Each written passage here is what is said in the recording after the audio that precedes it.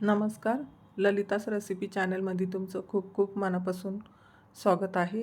तर आज आपण उपवासाचे असे पौष्टिक लाडू बनवणार आहोत.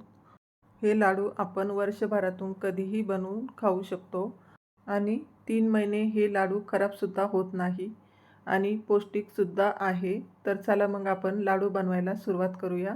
तर त्यासाठी मी इथं अर्धा किलो शेंगदाणे घेतलेले आहे. शेंगदाणे मी इथं निवडून घेतलेले आहे.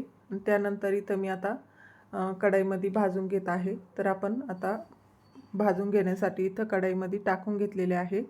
तर बघू शकता तुम्ही. आणि इथं हे शेंगदाणे मंद आचेवरच आपल्याला मध्यम गॅस करूनच आपल्याला हे भाजून घ्यायचे आहे. तर बघू शकता तुम्ही.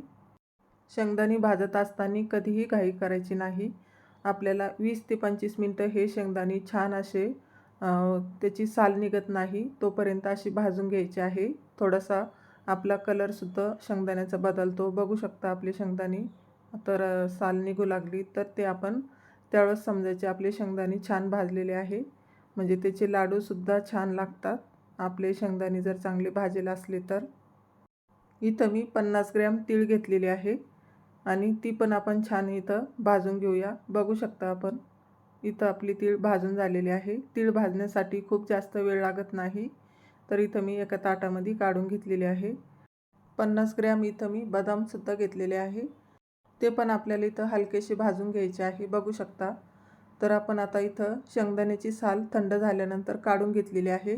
खूप जास्त आपण साल काढायची नाही. जेवढी निघन तेवढीच काढा, कारण की सालीसकटसुद्धा शेंगदाणा लाडू बनवला जातो.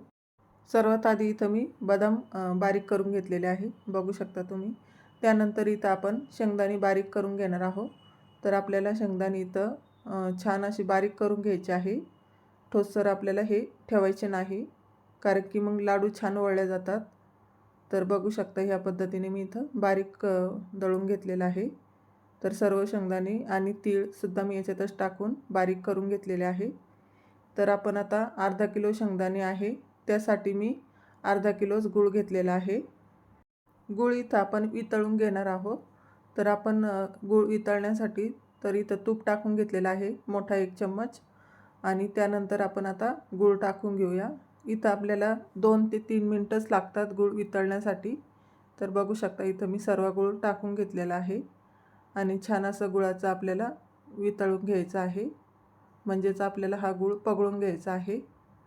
इथं आपल्याला गुळाची पाक करायची नाही, तर फक्त गूळ आपल्याला पगळून घ्यायचा आहे. म्हणजे लगेच आपल्याला हा गूळ वितळल्यानंतर काढून घ्यायचा आहे. खूप जास्त इथं आपल्याला गूळ उकळत बसवायचा नाही, नाहीतर मग हे लाडू कडक होऊ शकतात, त्यासाठी सांगते. आणि असे ह्या पद्धतीने जर लाडू बनवले तर एकसारखे बनतात आणि कुठंही गुळाचा खडासुद्धा लागत नाही खाता वेळेस आणि चवही खूप छान लागते. तर बघू शकता आपला जो गूळ आहे सर्व वितळलेला आहे आणि मी इथं गरम गरम असतानाच हे टाकून घेत आहे. बघू शकता तुम्ही. आणि गरम असतानाच आपल्याला हे मिक्स करून घ्यायचं आहे. तर इथं आपण उलथणीच्या साहाय्यानेच असं मिक्स करून घेऊया, म्हणजे चटका बसू शकतो हाताला. त्यामुळे हे बघा, इथं गरम असतानाच मी सर्व आता इथं मिक्स करून घेतलेलं आहे. इथं थोडंसं थंड झाल्यानंतरच आपल्याला हे हाताने मिक्स करून घ्यायचं आहे, म्हणजे आपल्या हाताला चटका बसू शकतो त्यामुळे. तर बघू शकता तुम्ही आता इथं मी बदाम जे बारीक करून घेतलेले होते ते टाकून घेतलेले आहे आणि थोडीशी तीळ ठेवलेली होती मी, तीसुद्धा टाकून घेतलेली आहे. तर बघू शकता आता मी हाताने सुद्धा मिक्स करू लागले, कारण की आता हे थोडंसं कोमट झालेलं आहे. त्यामुळे इथं आपलं लाडूचं मिश्रण आता कोमट झालेलं आहे. तर मी इथं लाडू वळून घेत आहे. बघू शकता तुम्ही. सहज लाडू वळल्या जात आहे. या पद्धतीनं बनवले ना तर लाडू पटपट बनवले जातात आणि हातही दुखत नाही आपले लाडू वळण्यासाठी. तर बघू शकता छान आपला लाडू झालेला आहे. तर ह्याच पद्धतीने आपण आता लाडू बनवून घेऊया. तर छान आपले लाडू झालेले आहे. इथं मी तुम्हाला आणखी एक लाडू बनवून दाखवत आहे.